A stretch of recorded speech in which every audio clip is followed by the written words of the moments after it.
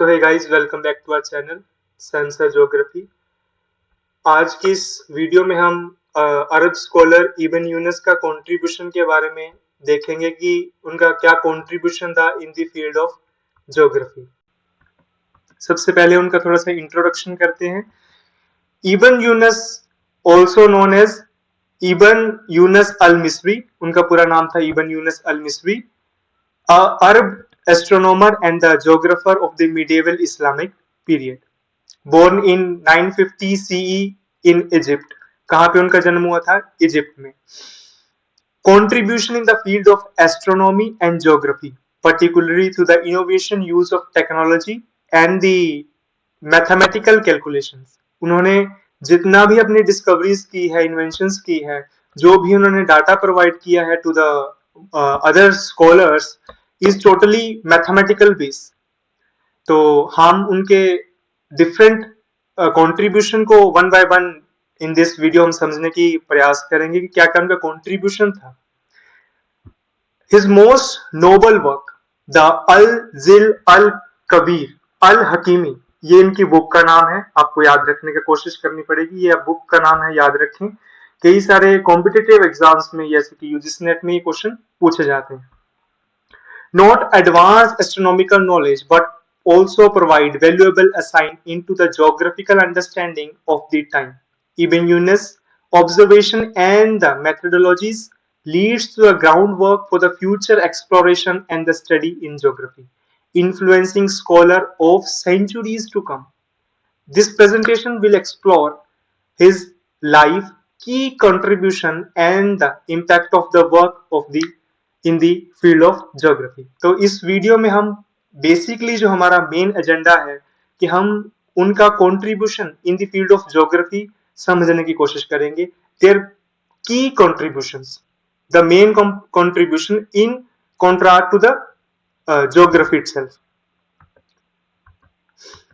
Firstly the astronomical observation. What is the astronomical observation of the Ibn Yunus? Ibn Yunus is the best known for extensive astronomical observation which he conducted at the observatory he established in the Cairo. जो सियारो है, ये जो है Egypt की एक राजधानी है, कैपिटल है। वहां पे उन्होंने अपनी एक ऑब्जर्वेटरी ओपन की थी जहां पे वो जितनी भी सारी एस्ट्रोनॉमिकल इवेंट्स को कैप्चर करना, उसके बारे में डाटा कलेक्ट करना, जो भी काम करते थे उसी ऑब्जर्वेटरी में काम करते थे। His work led the ground work for the other accurate geographical measurement and map. He recorded celestial events which can crucial for the navigation and the understanding the earth position in related to the star. अब उन्होंने कई सारे celestial events के बारे में अपनी इस book में लिखा है, जो हमने पीछे बात की थी अल जिन अल कबीर बुक में। उस बुक में उन्होंने एस्ट्रोनॉमिकल इवेंट्स के बारे में, सेलेस्टियल बॉडीज के बारे में, the distance of different celestial bodies, stars and planets के बारे में बात की गई है। तो astronomical observation, first point you do remember, astronomical observation. उनकी एस्ट्रोनॉमिकल ऑब्जर्वेशन किस पे थी? सेलेस्टियल बॉडीज पे, स्टार्स पे और other planets पे।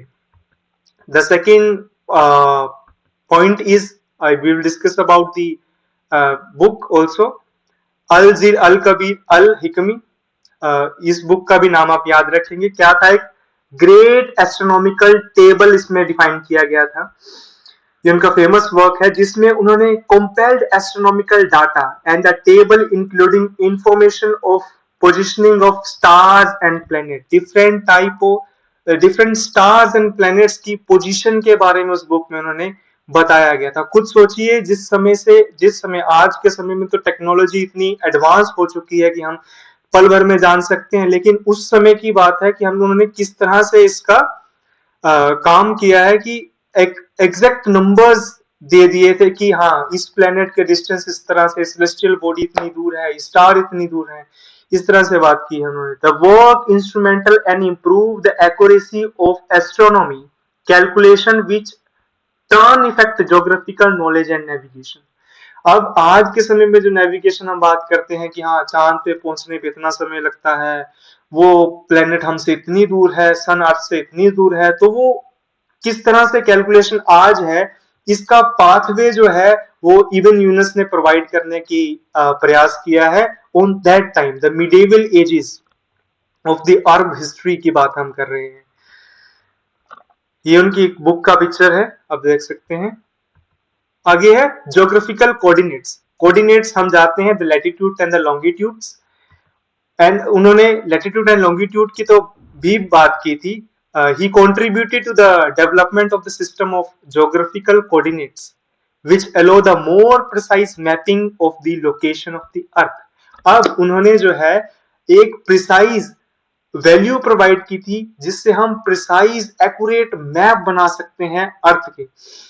His work helped standardize the use of latitude and standardize the use of longitude and latitude both, and the navigation and exploration।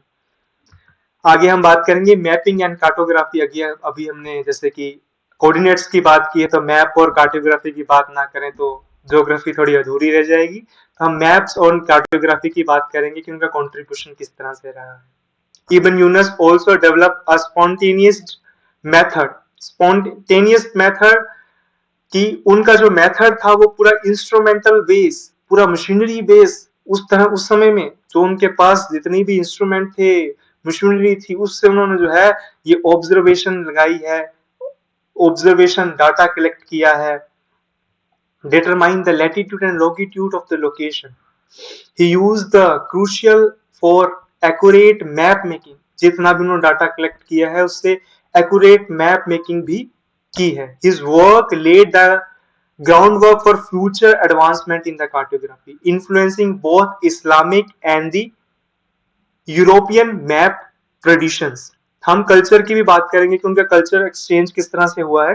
तो अभी जो है हम बात करेंगे कि उनका जो है उन्होंने जो लैटिट्यूड एंड लॉन्गिट्यूड वैल्यू की बात की है या उसके बारे में एक्यूरेट मैप बनाने की बात की है, तो वो जो है बाकी इस्लामिक स्कॉलर और बाकी जो यूरोपियन स्कॉलर है उनको भी इन्फ्लुएंस किया है, क्योंकि एक पाथवे, एक रास्ता दिखाया है जो इबन यूनस ने दिखाया, उसके बाद जो है आगे की फर्दर एक्यूरेट मैप जो है बनना स्टार्ट हुए हैं।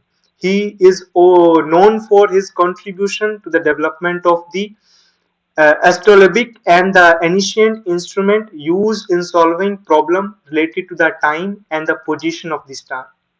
This tool was vital for navigation and astronomy, further enhanced the accuracy of the map and the charts। अब ये जो इंस्ट्रूमेंट इन्होंने यूज किया था, इस इंस्ट्रूमेंट के यूज से जो है इन्होंने स्टार्स का पोजीशन, ये जो इंस्ट्रूमेंट है एस्ट्रोलेब, ये इंस्ट्रूमेंट यूज किया जाता है डे की लेंथ जानने में, ये डिस्टेंस जानने में, डे की कितनी ड्यूरेशन है, कितनी लेंथ है, उसके बारे में, लैटिट्यूड एंड लॉन्गिट्यूड के बारे में जानने के लिए यूज किया जाता है। ये उन्होंने बहुत अच्छी तरह से इस इंस्ट्रूमेंट का यूज करके पोजीशन ऑफ द स्टार्स की क्या पोजीशन है, कहाँ पे पोजीशन है, वो फाइंड आउट की थी। और नेविगेशन पर्पस के लिए, एस्ट्रोनॉमी के लिए उन्होंने एक्यूरेट मैप और चार्ट्स प्रोवाइड किए थे। Influence on the later scholar, how the Ibn Yunus influence the later scholars. His work influenced later geographer and astronomer, including those in Europe during the next coming ages also, you can say, like in the European period, many scholars are there. We know about many of the scholars like the Eratosthenes, like the Anaximander, Thales। लेकिन इनके बाद की जो बात की, जो उनसे बाद जो स्कॉलर्स आए हैं, उन्होंने भी जो है इबन यूनस के आइडियाज को, इबन यूनस की थ्योरीज को, कॉन्सेप्ट्स को बहुत ही रिफाइन तरीके से अपने काम में यूज किया है। The methodology he developed for astronomical observation were foundation of the future advancement in the geographical and navigation। जो आज का हम नेविगेशन सिस्टम देते हैं उसका पाथवे, ग्राउंड वर्क थोड़ा तो इबन यूनस ने प्रोवाइड किया था। The influence of Ibn Yunus can be seen in the work of later scholars who built up the who built up the methodologies and the science, further advancement in the field of geography and astronomy in the Islamic golden age and beyond. अब जो Islamic golden age जिसे कहते हैं उसमें भी जो है इब्न यूनुस का कंट्रीब्यूशन रहा है कि किस तरह से उस समय के जो गोल्डन एजेस के हमारे इस्लामिक स्कॉलर थे उन्होंने किस तरह से उनके आइडिया को, उनकी थ्योरीज को, कॉन्सेप्ट्स को अपने अपने कॉन्सेप्ट्स में रिफाइंड तरीके से पेश किया है। आगे है integration of mathematical and the geography. जैसे कि हमने इंट्रोडक्शन में बात की कि वो एक एस्ट्रोनॉमर थे, एक ज्योग्राफर थे और एक मैथमेटिशियन थे। तो उन्होंने किस तरह से मैथमेटिक्स को रिलेट किया है या इंटीग्रेट किया है ज्योग्राफी के साथ, उसके बारे में थोड़ा सा देखते हैं कि Ibn Yunus emphasises the most important of the importance of the mathematics in geography, particularly in the calculation of distance in the map and the celestial body. इब्न यूनुस एक मैथमेटिशियन भी थे, जिस तरह से उन्होंने जिस कारण से उन्होंने जो है मैथमेटिक्स का बहुत अच्छी तरह से प्रयोग किया है finding the distance between the different celestial body, different the planets, different the stars. One of the noble contribution was development of astronomical table, as we read before, which require precise mathematical calculation to predict celestial event. आज जो celestial event हम calculate करते हैं कि अर्थ के इतनी दूर से एक मीटियोर जाएगा, एक कोमिक जाएगा, तो वो कई सारे celestial events वो पहले ही प्रेडिक्ट कर चुके थे. On that time, this table was essential for determining latitude and longitude, thereby enhancing navigation and the mapping technique. Ibn Yunus' work demonstrated how mathematical concepts such as trigonometry could be applied to solve the geographical problem, particularly in the contrast of different locations on the earth based on celestial observation.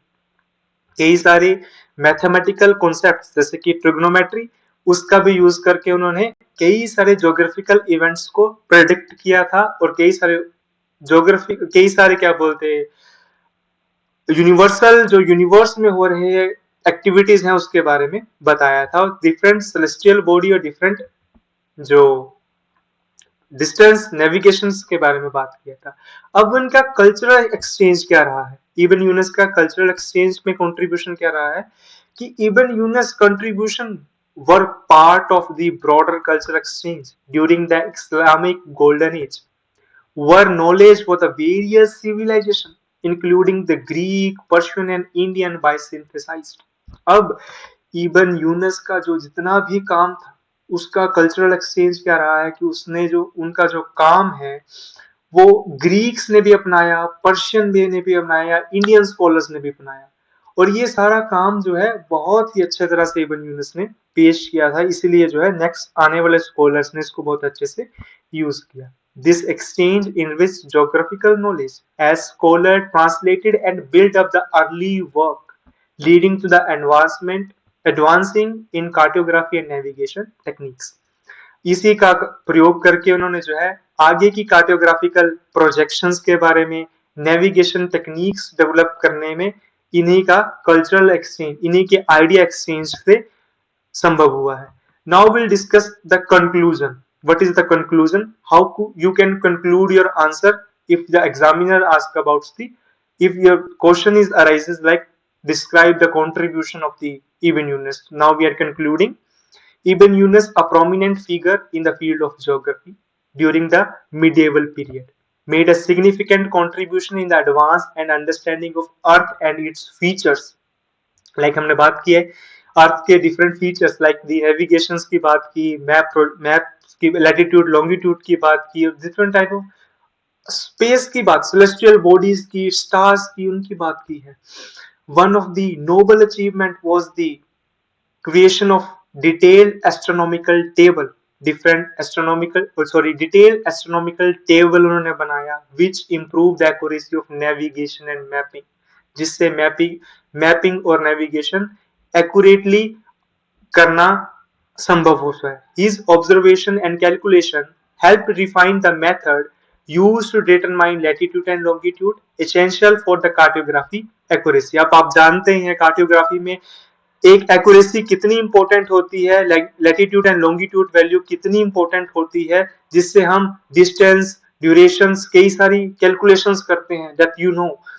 Additionally, Ibn Yunus integrate the astronomical data with geographical information, provide the more comprehensive view of the world, influencing both Islamic and the European scholar.